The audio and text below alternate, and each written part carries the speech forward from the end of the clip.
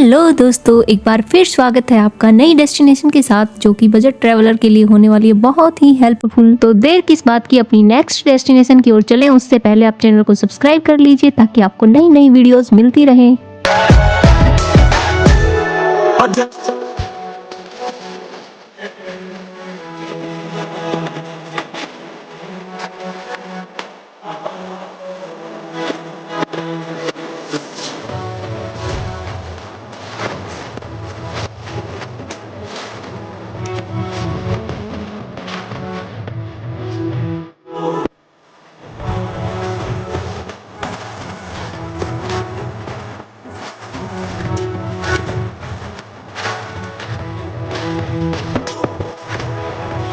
अब आपको ये तो पता लग ही गया होगा कि हम राजस्थान की बात कर रहे हैं, और राजस्थान में भी जैसलमेर की। जैसलमेर आने का सबसे बेस्ट समय होता है अक्टूबर टू फेब। इस समय जैसलमेर का तापमान थोड़ा सहन करने लायक हो जाता है। आप जैसलमेर पहुंचने के लिए अपने शहर से बस पकड़ सकते हैं या फिर आप ट्रेन से भी आ सकते हैं, लेकिन हम आपको यहाँ पर फ्लाइट से आने की बिल्कुल सलाह नहीं देंगे। यदि आप बस या ट्रेन से आते हैं तो आप राजस्थान में एंटर करते ही इसके कल्चर को करीब से महसूस कर पाएंगे, ताकि हमें पहले ही फीलिंग आने लग जाए कि हम राजस्थान की सैर पर आए हैं। यदि आप सुबह सुबह पहुंच गए हैं जैसलमेर, तो पहले कीजिए थोड़ा रेस्ट और उतारिए सफर की थकान। फिर चलते हैं हम जैसलमेर को एक्सप्लोर करने। सबसे पहले आप बड़ा बाग की छतरी देखने जाएं। यहाँ का सनसेट बहुत ही प्यारा लगता है। ये यहाँ के राजाओं की छतरियाँ हैं, लेकिन व्यू बड़ा ही प्यारा आता है। यहाँ पर बहुत सारी मूवियों की शूटिंग भी हुई है, तो आप भी बन जाइए प्रो फोटोग्राफर और निकाल लीजिए बहुत सारी पिक्चर, और साथ में ही बनाइए बहुत सारी रील यदि आप हैं इंस्टाग्राम लवर। तो यहाँ का सनसेट एंजॉय करने के बाद आप पहुँच जाए गड़ीसर झील। ये यहाँ से लगभग 8 किलोमीटर की दूरी पर पड़ता है। यहीं पर महादेव जी का मंदिर है, तो पहले भोलेनाथ जी के दर्शन कर लीजिए, फिर आप एंजॉय कीजिए लाइट एंड साउंड शो। अब आज का डिनर हम करेंगे लेक के पास ही, और नेक्स्ट डे की शुरुआत के साथ आज का दिन हम यहीं करेंगे कंप्लीट। नेक्स्ट डे मॉर्निंग आप ब्रेकफास्ट करने के बाद 9 बजे पहुंच जाएं जैसलमेर का फोर्ट देखने के लिए। इसे गोल्डन फोर्ट भी कहते हैं। इसका नाम गोल्डन फोर्ट इसलिए पड़ा क्योंकि जब इस पर सुबह सुबह सूर्य की किरणें पड़ती हैं तो ये सोने की तरह चमकता दिखाई देता है, इसीलिए तो इसका नाम सोनार किला पड़ा। ये किला यूनेस्को की वर्ल्ड हेरिटेज साइट की सूची में भी शामिल है। इस किले को बनाने में चुन्ने और गारे का बिल्कुल उपयोग नहीं हुआ है, बस पत्थर पे पत्थर रखकर बनाया गया है ना रोचक। इस किले में बाढ़ में बुर्ज बने हुए हैं, जो कि दूर से देखने पर कमल के फूल की तरह दिखाई देते हैं। मुझे तो ये सोचकर हैरानी हुई कि इस किले को रेगिस्तान में बनाया कैसे होगा। यहाँ का मौसम तो बस 3-4 महीने ही अनुकूल रहता है, और फिर यहाँ पर पड़ती है असहनीय गर्मी। इसकी इसी दुर्बलता को देखते हुए शायद अबुल फजूल ने कहा होगा,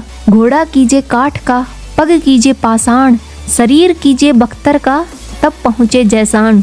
लगता है भाई जून में आ गया होगा, लेकिन हमें आना है अक्टूबर टू फेब। अब हम करते हैं किले का भ्रमण। ये किला बहुत ही विशाल है। यह राजस्थान का दूसरा ऐसा किला है जिसमें अब भी लोग रहते हैं। इस महल में यहाँ पर देखने के लिए बहुत कुछ है। सबसे ज्यादा खूबसूरत मुझे यहाँ की नक्काशी लगी, जो कि बेहतरीन है। आपको यहाँ पर सिटी पैलेस संग्रहालय भी मिलेगा, जहाँ पर आपको कुछ इतिहास के बारे में जानने को मिलेगा। साथ में ही इस महल में बने हुए हैं जैन मंदिर, उसका भ्रमण करना भी बिल्कुल ना भूलिएगा। ये 7 मंदिर आपस में जुड़े हुए बिल्कुल भूल भुलैया की तरह लगते हैं, जिनमें बेहद खूबसूरत नक्काशी की गई है। काफी देर किले का भ्रमण कर आप जाएं जैसलमेर की हवेलियां देखने। जितना शानदार किला है उतनी ही शानदार जैसलमेर की हवेलियां भी हैं, जिनमें आती हैं सलाम सिंह की हवेली, पटवों की हवेली आदि प्रमुख हैं। ये सुबह 8 बजे से शाम 7 बजे तक खुली रहती हैं। इन हवेलियों में बेहद ही बारीक और नक्काशी का काम किया गया है। इनकी बेहद नक्काशीदार बालकनी में खड़े होकर आप फोटो भी क्लिक करवा सकते हैं। तो राजसी ठाट की फीलिंग लेते हुए आप भी लीजिए बहुत सारी फोटोज। अब शाम के समय यदि आपने आज फोर्ट में रुकने का प्लान किया है तो भी आप फोर्ट में जाइए। यदि आप बजट ट्रैवलर हैं तो हम आपको सलाह देंगे आप बाहर ही स्टे करें, क्योंकि फोर्ट में रुकने का खर्चा थोड़ा ज्यादा हो जाएगा, लेकिन डिनर आप फोर्ट में ही करें। फोर्ट के अंदर ही आपको बहुत सारे रूफटॉप रेस्टोरेंट बने हुए मिलेंगे। रूफटॉप रेस्टोरेंट में डिनर करने का भी अपना अलग ही मजा है। तो अब आज के डिनर का आनंद लेते हुए यहीं करते हैं आज की ट्रिप खत्म। कल मिलते हैं नई सुबह के साथ। नेक्स्ट डे मॉर्निंग में आप नाश्ता करें और निकल जाएं कुलधरा गाँव के लिए। यह दुनिया का सबसे भूतिया गाँव है। पहले इस गाँव में पालीवाल ब्राह्मण रहते थे। किन्हीं कारणों की वजह से 5000 लोगों ने गांव रातों रात खाली कर दिया था। अब ये गांव खंडर बन चुका है, लेकिन अब ये एक भ्रमण स्थल है। अब आपको यहाँ पर सोशल मीडिया के बहुत सारे भूत मिलेंगे, जो कुछ पिक्चर लेते हुए और कुछ रील बनाते हुए। तो आप भी आइए और भ्रमण कीजिए। यह जैसलमेर से लगभग 17 किलोमीटर की दूरी पर पड़ता है। आप अपनी गाड़ी से आए हैं तो बहुत अच्छी बात है। अगर नहीं आए हैं आप यहाँ गाड़ी की बुकिंग करके भी ला सकते हैं। साथ ही अपना सारा सामान भी लेकर चलें, क्योंकि अब हम यहीं से जाने वाले हैं सब गाँव। कुलधरा गाँव के पास ही कैक्टस गार्डन है, आप इसे भी देख सकते हैं। गांव का भ्रमण करने के बाद निकल जाएंगे हम सैंड ड्यून देखने के लिए। अरे भाई, जब धोरों वाले देश में आए और धोरे ना देखे तो आने का फायदा ही क्या है। कुलधरा के आगे से ही सम की ओर रास्ता जाता है। ये गाँव आबादी वाला नहीं है, सिर्फ पर्यटकों के लिए बसाया गया है। रास्ते में आपको टीले दिखना शुरू हो जाएंगे, साथ ही बड़ी बड़ी पवन चक्कियाँ रास्ते की खूबसूरती को और भी बढ़ा देती हैं। रास्ते में टीले देखकर वहीं फैल मत जाना, क्योंकि आगे इससे भी बड़े सुंदर टीले देखने को मिलेंगे। और जो टीले आपको अभी दिखाई दे रहे हैं उन पे कटीली झाड़ियाँ भी हैं, कहीं लोट पलेटे मारने के चक्कर में झाड़ियों में फंस जाएं। सम गांव से कुछ दूर पहले ही आपको कुछ बाइक वाले या गाड़ी वाले फॉलो करने लग जाएंगे। अरे घबराना नहीं है, ये सम में बने कैंप के एजेंट होते हैं जो आपको अपने अपने कैंप की फैसिलिटी बताएंगे। ये कैंप आपको लगभग 1,500 से 2,000 रुपए तक पड़ेगा, जिसमें आपको पैकेज मिलता है। बाकी सब तो लगभग सेम ही मिलता है, लेकिन रूम अलग टाइप के होते हैं। कुछ कपड़े के टेंट होते हैं, कुछ कच्ची चिनाई वाले, तो कुछ पक्के मकान होते हैं। अब वो आपकी चॉइस है कि आप कैसे में रुकना पसंद करेंगे। पैकेज में आपको मिलेगा डिनर, ब्रेकफास्ट, सांस्कृतिक प्रोग्राम देखने का मौका, साथ ही मिलता है आपको ऊंट की सवारी और जीप सफारी करने का मौका। आप इनको जिस समय पर घूमने जाने का बोलेंगे उसी समय ये आपको बुला लेंगे। इन बड़े बड़े रेत के टीलों के बीच कैमल राइड और जीप सफारी का अलग ही मजा है, लेकिन कुछ लोग अपनी गाड़ी भी घुमाते हुए नजर आ जाएंगे। लेकिन यहाँ पर हम आपको सीक्रेट बताते हैं, यदि आपको थोड़ी बार्गेनिंग करनी आती है तो ठीक है, वरना फिर आके मत कहना कि हमारे साथ स्कैम हो गया। और एक फ्री वाली एक्टिविटी भी कर सकते हैं जो हमारी अपनी है। इस मिट्टी के टीलों पर लुढ़कना, लोट पलेटे मारना और एक दूसरे पर मिट्टी उड़ाना। मस्त एंजॉय कीजिए। शाम के समय ये आपको डिनर का बंदोबस्त करके देंगे, साथ ही आपको सांस्कृतिक प्रोग्राम भी देखने का मौका मिलेगा। ये सब एंजॉय करने के बाद कुछ समय अपने लिए भी निकालिए, क्योंकि आप जब से आए हैं सिर्फ घूम ही रहे हैं, तो कुछ पल सुकून के अपने पार्टनर के साथ भी बिताइए। तो टीले पर रखिए 2 चेयर और चांद तारों को निहारते हुए कीजिए दिल की बातें। चुगली चाटे करने मत लग जाना, घर की बातों को घर पर ही छोड़ के आए, सिर्फ अपनी बातें करें। अब आप लोग कीजिए अपनी दिल की बातें और हम मिलते हैं नेक्स्ट डे की प्यारी सी मॉर्निंग के साथ। नेक्स्ट डे मॉर्निंग हम जल्दी उठकर लेंगे सनराइज का आनंद। टीले पर बैठकर सनराइज देखने का कुछ अलग ही मजा है। अब ब्रेकफास्ट करने के बाद हम निकल जाएंगे तनोट माता के दर्शन करने के लिए। इसे BSF वाली देवी भी कहते हैं। इसमें BSF के जवान पूजा पाठ करते हैं। भारत पाक युद्ध के समय यहाँ पर बहुत सारे बम गिरे, लेकिन देवी के अधिकृत क्षेत्र में जितने भी बम गिरे एक भी नहीं फटा। वो बम आपको अभी भी यहीं रखे हुए मिलेंगे। तनोट माता मंदिर में एक विजय स्तंभ भी है, जिसे लोंगेवाला विजय को चिन्हित करने के लिए BSF द्वारा बनवाया गया था। हर साल 16 दिसंबर को इस उपलब्धि को याद करके मंदिर में उत्सव मनाया जाता है। यहीं से पास में पड़ता है लोंगेवाला वॉर मेमोरियल, आप उसे देखने भी जा सकते हैं। ये 1971 में हुई भारत पाक युद्ध की विजय की कहानी सुनाता है, कैसे हमारे 120 जवानों ने बहुत कम हथियार होते हुए भी पाकिस्तान के 2000 से ज्यादा को धूल चटा दी थी। इनकी वीरता और देशभक्ति की कहानियां रोंगटे खड़े कर देती हैं। यहाँ पर आपको भारतीय सेना द्वारा पकड़े गए प्रसिद्ध T-59 और सरमन टैंक संग्रहालय के प्रवेश द्वार पर ही आपको देखने को मिलेंगे। अन्य मॉडल संग्रहालय और बंकरों के पीछे लगाए गए हैं। वॉर मेमोरियल देखने के बाद अब हम जाएंगे जैसलमेर। अब हम अपनी जैसलमेर की ट्रिप को करते हैं यहीं खत्म। फिर मिलेंगे नेक्स्ट वीडियो में नेक्स्ट डेस्टिनेशन के साथ। Thank you, please subscribe.